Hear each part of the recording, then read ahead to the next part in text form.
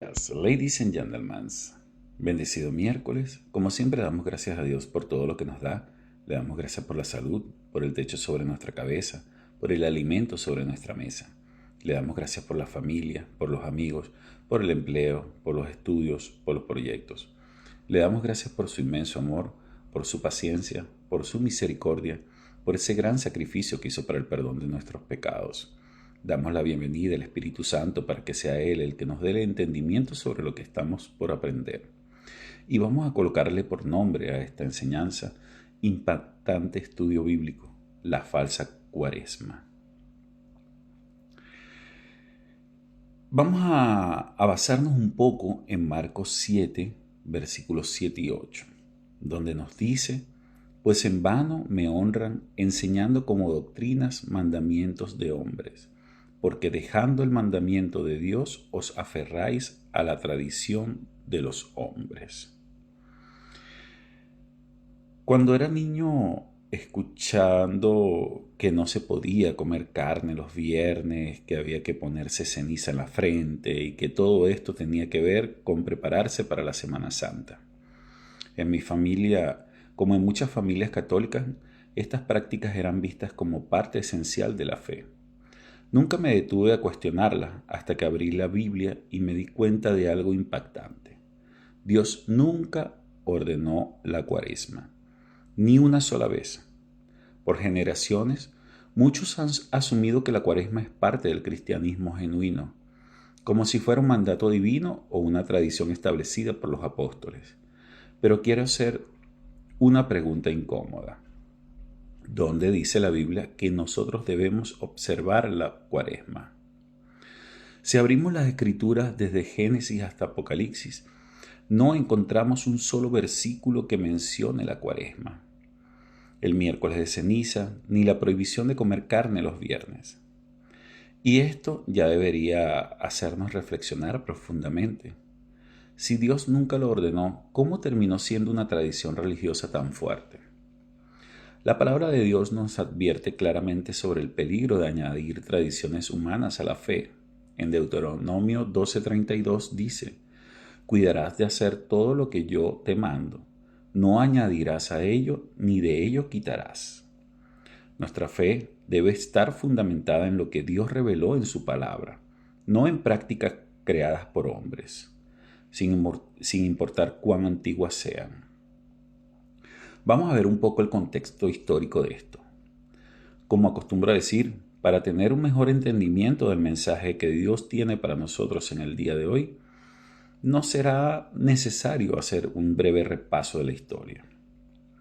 Según documentos históricos ampliamente reconocidos en el estudio de la Iglesia, la cuaresma no fue practicada por los apóstoles ni por las iglesias primitivas. De hecho, ni Jesús ni los primeros creyentes la observaron jamás. Esto es consistente con lo que vemos en el libro de Hechos, cuando la iglesia recién nacida vivió su fe con gozo y sencillez, no con rituales impuestos. En Hechos 2, 46 y 47 nos dice: y perseveraron unánimes cada día en el templo, y partiendo el pan en las casas, comían juntos con alegría y sencillez de corazón, alabando a Dios y teniendo favor con todo el pueblo. Los primeros cristianos celebraban la resurrección de Cristo con gratitud y alegría, no con ayunos impuestos o ritos de lamento. He leído en la propia Enciclopedia Católica, que defiende las tradiciones de la Iglesia Católica, que la práctica de la cuaresma evolucionó con el tiempo. En el Concilio de Nicea, celebrado en el año 325 después de Cristo, se mencionó por primera vez la existencia de un ayuno preparatorio antes de la Pascua. Pero ni siquiera se estableció su duración exacta.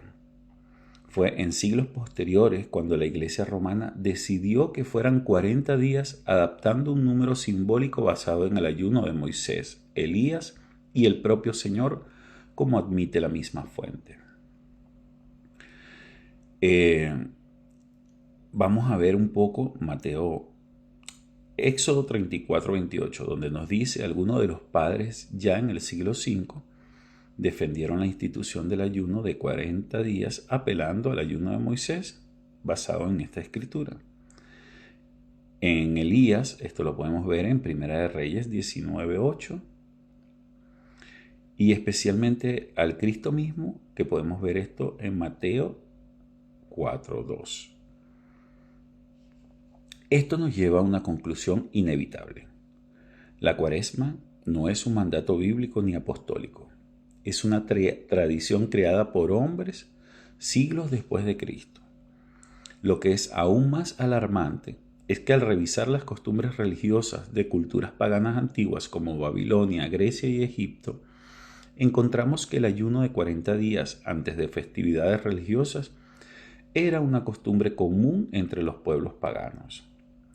No fue una revelación divina, fue una adaptación de prácticas externas que fueron integradas en el cristianismo romano cuando la Iglesia comenzó a absorber costumbres ajenas de la fe bíblica.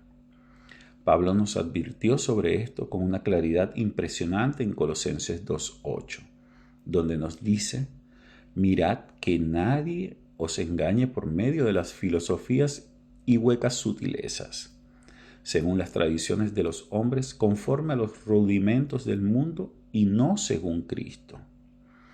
Aquí la advertencia es directa. No permitamos que las tradiciones humanas ocupen el lugar de la verdad revelada por Dios.